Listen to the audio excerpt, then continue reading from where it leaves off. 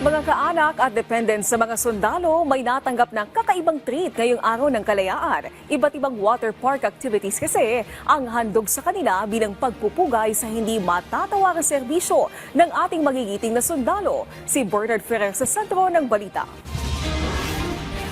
Game na game ang mga chikiting sa iba't ibang aktibidad na handog ng isang indoor water park sa Taguig. Bahagi ito ng pagdiriwang ng 127th Independence Day sa pangunguna ng Philippine Marine Corps Foundation Incorporated at AFP Officers Ladies Club Incorporated.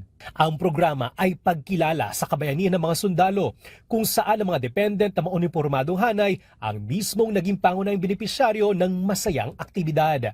Ang pwede po ditong gawin nila is meron tayong zip line, meron tayong rope course, merong mini wall climb, and of course yung ating first in the country na indoor aqua playground.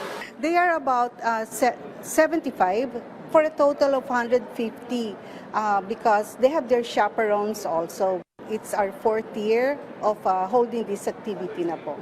Sinimula ng inisyatibang ito noong taong 2022 para sa mga dependent ng Philippine Marines.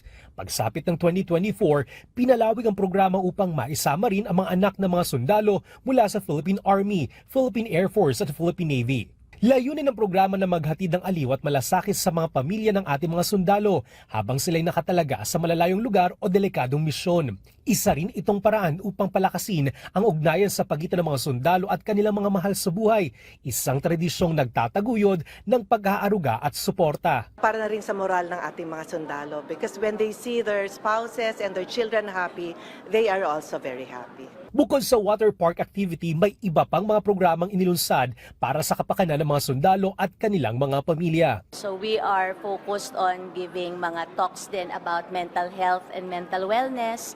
And we're also doing some educational programs for the wives, protocol seminar and social graces. And we have also some fundraising activities. Umaasang Philippine Marine Corps Foundation Incorporated at AFP Officers Ladies Club Incorporated na mas marami pang susuporta sa kanilang inisyatiba para sa hanay ng mga sundalo. Bernard Ferrer para sa Pambansang TV sa Bagong Pilipinas.